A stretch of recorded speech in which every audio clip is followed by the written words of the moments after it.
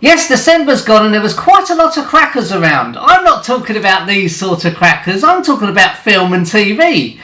But I suppose the most important question is, were there any turkeys to avoid?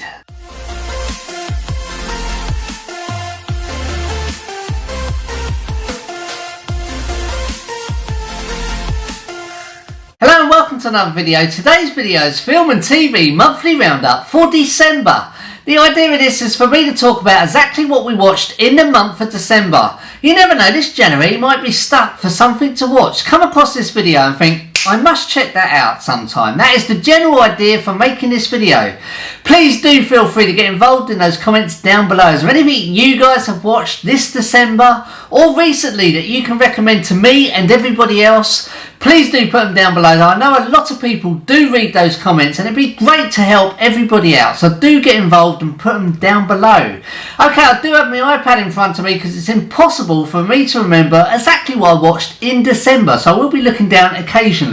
Let's go back to the start of December. The first movie we watched in December, I had to watch this movie. It's one of my favourite movies of all time from 1986. It actually came out in 4K probably about 4 or 5 months ago now, but I had to wait a long time for this one because I wanted the Steelbook Special Edition, and it is Top Gun. Now this Special Edition Steelbook was meant to be released exactly the same time as Top Gun Maverick was due in cinemas. Now we all know what happened there. Thankfully they brought this out. This was in 4K. I put this on and to be honest it was a big disappointment. Yes, the colours were quite good, but it's certainly not the best 4K movie I've seen. And when them F-14 fighters were coming around those mountains, I found it to be very glitchy and blurry, so not the best. Now, because it's December and it was Christmas, the next thing we watched was on Netflix, and it's Dolly Parton's Christmas on the Square. Now, Dolly Parton, she plays an angel who visits a woman who's trying to sell her hometown's land on Christmas Eve. Can you believe that, on Christmas Eve? Now, because it stars Dolly Parton, it's obviously going to be a musical. It was directed by Debbie Allen. Now, this had everything from magic to memories to really nice music. Now here in the UK we used to go into pantos in theatres and we all know what happened there, they've all been closed.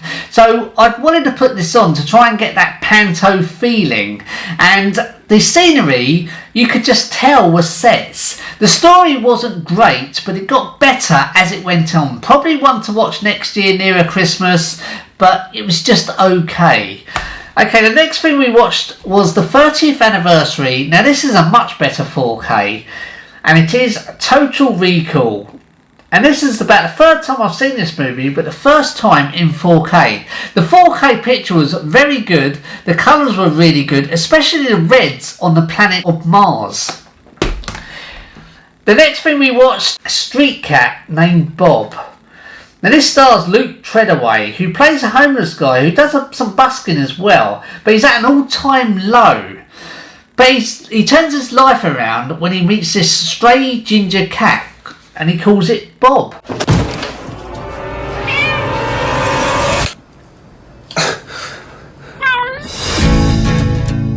In the past, I've screwed up every opportunity I've been given. I used to smile. This time it's different. I used to dream.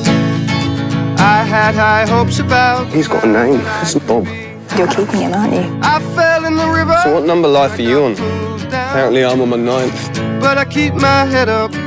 Sticking with the Christmas theme, a very funny movie from 1996. This is a must watch for all the family, starring Arnold Schwarzenegger. Jingle All The Way. If you haven't seen Jingle All The Way, please do make sure you do check it out next year. It is so good, you will not be disappointed. Arnie plays a guy called Harold. Now his wife tells him to get this toy, which is very popular for Christmas. What does Harold do? He waits till Christmas Eve to try and get one. And yep, you've guessed it, they've all sold out. Such a good watch. Like I say, if you haven't seen Jingle All The Way, make sure you do check it out next year. You will not be disappointed. The next movie we watched, me and my daughter, we were actually meant to go to the cinema to watch this, and I was going to invite her on this channel side by side, and we were both going to do a little mini review of what we actually thought of this movie.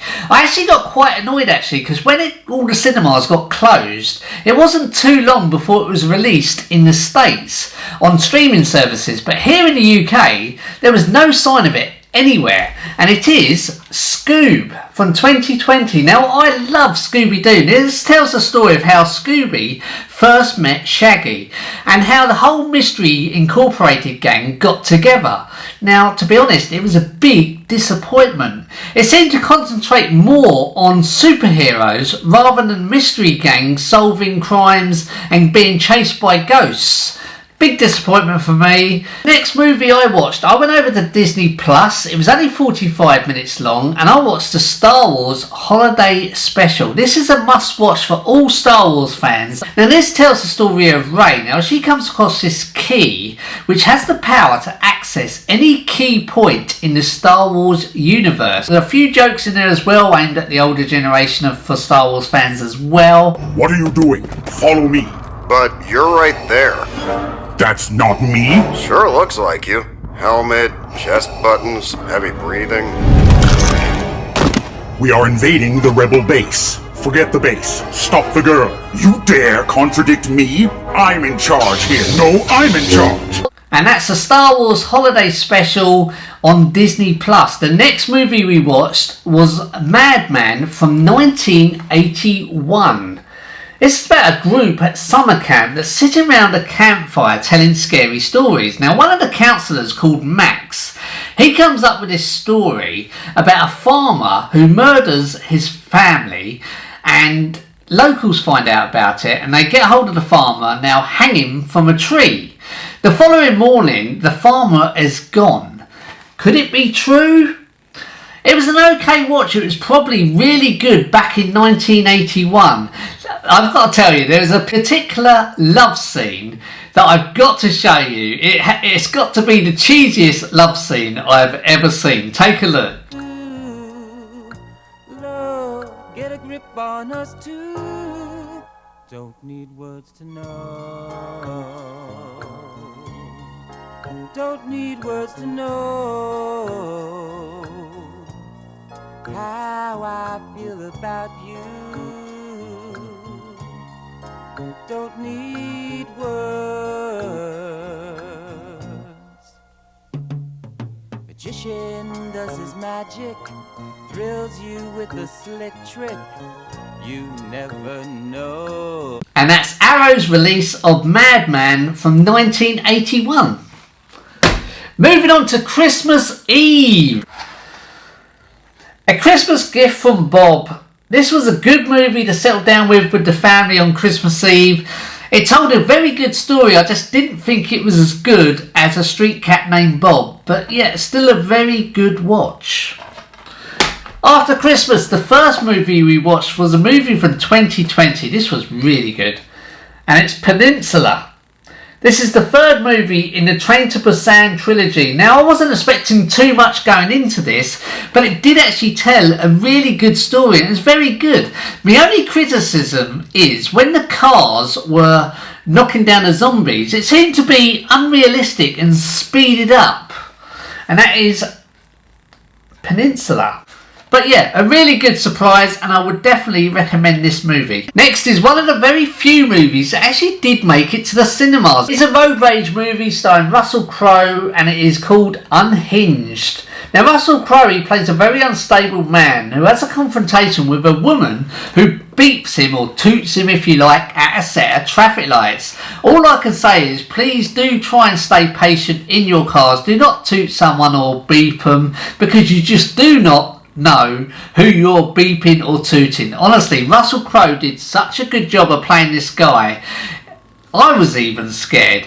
I think it's Karen Pistorius who plays Rachel. Now, when she's at the traffic light, she goes beep to get him to move on the green light, and of course he doesn't like it. He did actually make a point of saying, you could have given me a courtesy beep that is beep beep or toot beep beep, rather than going beep, you know. So Please be patient in your cars.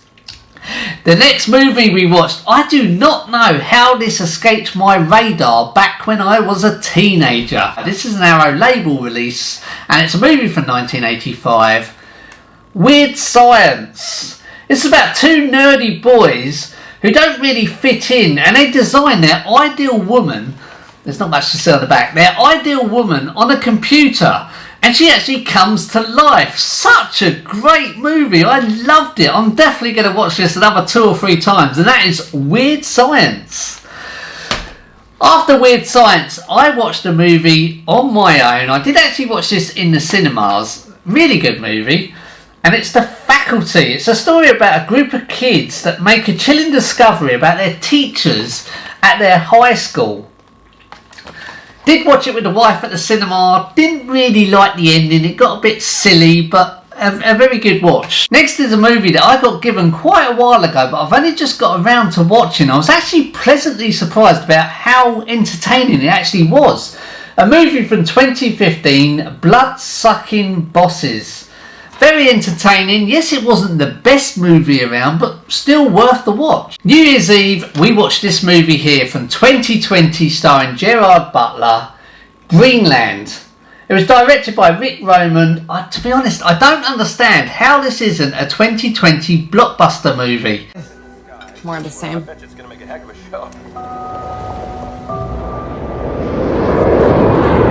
Whoa! Where are they going? I don't know. When the first chunk's about to hit. Hit? Only part of it. It's going in the ocean. Would you look at that? Wait, where's the explosion?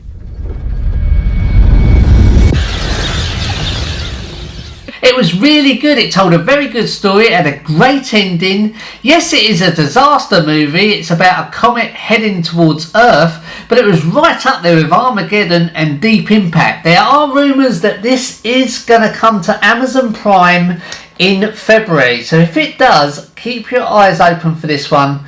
A very good movie. This is actually an import. But yeah, very, very good movie. Certainly one to watch. There were a few movies that Stacey did actually watch, but I didn't because I was working. That was Amazon Prime, Tales from the Lodge.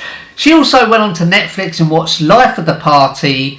And also on Netflix, The Holiday.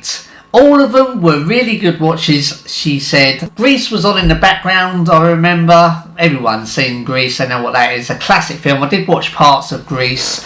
Now on to the TV. Sky One's SWAT finished. 22 episodes of season 3. But I must admit, it was a bit disappointing, the ending. After all the other episodes were really good. And The Mandalorian season 2. I'm not going to give any spoilers away. That finished on Disney Plus. All I can say is, wow, what a finish to a season. That is all I'm going to say on The Mandalorian. Don't want to give anything away. What a finish. And that is a wrap for December Film and TV Monthly Roundup. Please do feel free to get involved in those comments down below. Help everyone out. Is there anything that you guys have watched this December or recently that you can recommend to everyone else? Put them in them comments. It'd be great to read them.